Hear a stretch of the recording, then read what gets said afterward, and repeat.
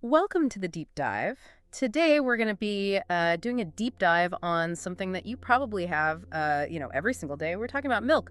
But after reading the new Milk, the Truth, the Lies, and the Unbelievable Story of the Original Superfood by Matthew Evans, I think there's a lot more to it than meets the eye. Yeah, for sure. It's Yeah. definitely not as simple as, just opening up the carton and pouring it in. So I think this is going to be a really interesting deep dive. What do you think are some of the most surprising things that we're going to find out about milk? Well, we think about milk. It's like, oh, yeah, that's in my fridge or whatever.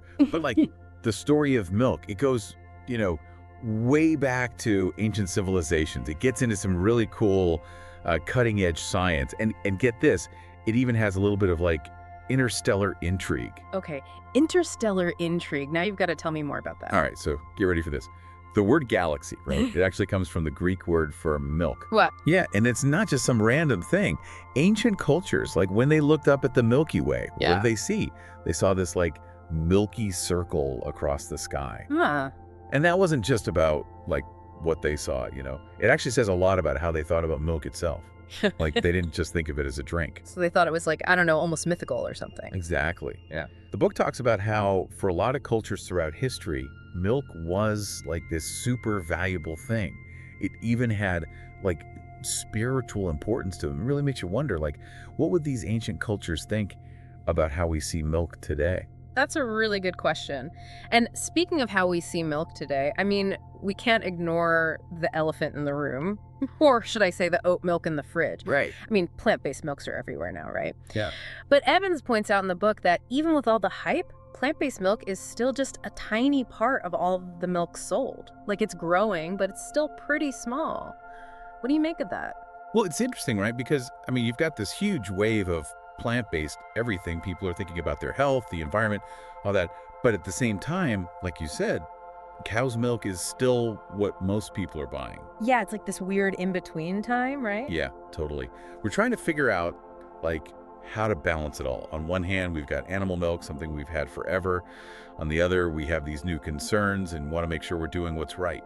It's a tough balance for sure, especially when you consider that, a huge amount of people on the planet, Evans says, like 3/4, they depend on milk that doesn't come from cows. It makes you realize how important animal milk is to so many people. It's true.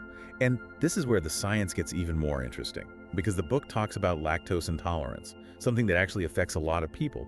And the thing is, being able to drink milk as an adult, that's actually a pretty recent thing, evolutionarily speaking. So you're saying that most of us are basically mutants who can handle our dairy. Kind of, yeah. It's actually a Nah. pretty good example of how humans can adapt. There's this really cool part in the book about the Mongols. They built this massive empire, and they were fueled by mare's milk. But get this, they couldn't even fully digest it. Wow, talk about some serious dedication. But milk isn't just about the science, is it? Evans also talks about how important it is to our culture, especially when it comes to breast milk. It's been part of everything, like art and religion, and get this, even politics. Oh, absolutely. It's woven into our history in some really surprising ways. One example that always blows my mind is the story of St. Bernard. Some versions of the story say he got a squirt of Mary's breast milk right in his mouth. Others say it was his eye. Talk about a powerful symbol. Wow.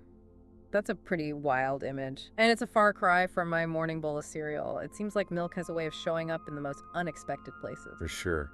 It makes you realize there's a lot more to milk than we usually think about. And the crazy thing is, we've barely scratched the surface. Welcome back. So we've been talking about milk and, it's ancient history, how it's like woven into our cultures. But I really want to get into like the actual science of milk. Because I gotta say, reading this book, it really made me appreciate just how incredible it is. How like a mother's body can create this like perfect drink, this elixir for their baby. Yeah, it's seriously amazing when you think about it. And the book does a good job of like debunking some of those myths about milk. Yeah. Like we used to think it was totally sterile, but it turns out it's actually full of bacteria. Hold on, really? Like good bacteria? Yep, good bacteria. It's not just about the nutrients.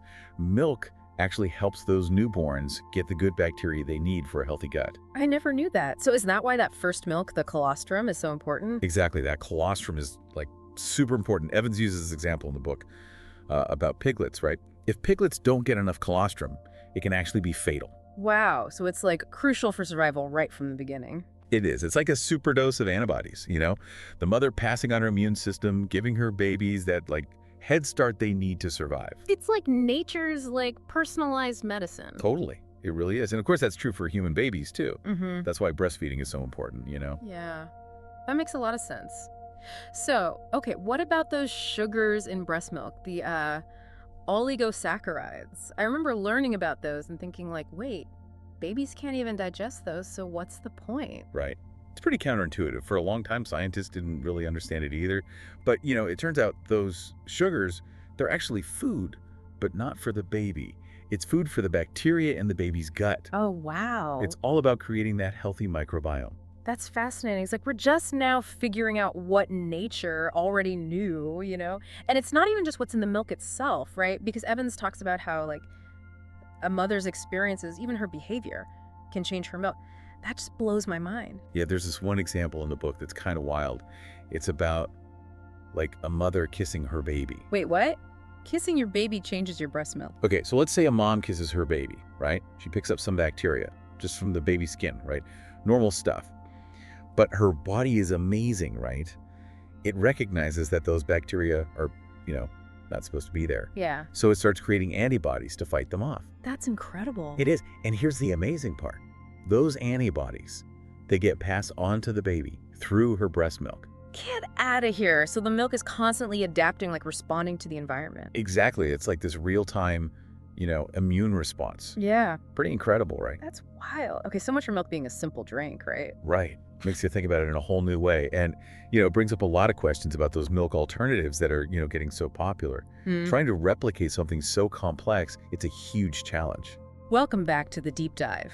We've gone from, like, the dawn of time with milk, and now we're here in the future. We're talking milk alternatives. It's pretty wild when you think about it. Yeah, it really is. And speaking of wild, you know, we talked about that part in the book with the ice cream made from insect milk. Oh, yeah, that definitely caught my eye, too. Yeah. I mean, who thinks to milk a fly? Right. Like, it's kind of gross, but also kind of cool. It really shows how, like, desperate we are to find something else to use instead of regular milk, you know? Totally. So, okay, let's talk plant-based milk, you know, like almond milk, oat milk, all that. It feels like everyone's making it now. But is it really a good alternative? What does Evans say? So he gets that it's popular and everything, but he also says that a lot of these plant-based milks, they're like super processed. Oh, okay. They don't really have all the same stuff that's in real milk. Interesting. So, like, it's not just about swapping out cow's milk for almond milk, thinking it's the same. Right. Right. You got to, like, think about it. Does it have the same nutrients? What's the impact on the planet? And in the end, it's up to each person to decide what's best for them, you know? Yeah, that makes sense. Okay, what about the stuff that seems straight out of Star Trek? That lab-grown milk? I mean, that just sounds wild. It does, right. Yeah. Like making milk in a lab. Yeah. Crazy. And Evans talks about these companies, BioMilk, Turtle Tree, that are actually doing it. I know, that's what I'm saying. It could be huge for, you know, making milk production better for the environment. Yeah, for sure. But he also says it's not so easy, you know. Milk is really complicated, like over 2,000 different things in it. Trying to recreate all that in a lab, that's like next level stuff. So you're saying, like, we might not be seeing lab-grown milk in our lattes anytime soon? Probably not tomorrow, no. But it's definitely something to keep an eye on. It's pretty exciting. It really is. Okay, so we've covered a lot in this deep dive. We've gone from the Big Bang, practically, all the way to the future of milk. But what's the big takeaway here? What do you want our listeners to, like, really remember about milk? You know, milk's been with us forever. It's how we've survived. It's part of our culture. It's amazing stuff. But we've got to think about it. You know, how does it impact the planet? How are the animals treated? It's about being informed and making choices that we feel good about. Yeah, being a conscious consumer, right? Yeah. Thinking about what really goes into that glass of milk. Exactly. And honestly, that's what makes this whole thing so interesting. It's not just about the milk itself. It's about where our food comes from and like our relationship to it, you know? Absolutely. It really makes you think. Well, that was an incredible deep dive, and we owe it all to this book, right? New Milk, the Truth, the Lies, and the Unbelievable Story of the Original Superfood by Matthew Evans. If you want to really get into the nitty-gritty of milk, check this book out. It's full of even more than we had time to talk about today. And as always, thanks for joining us on the deep dive. We'll catch you next time.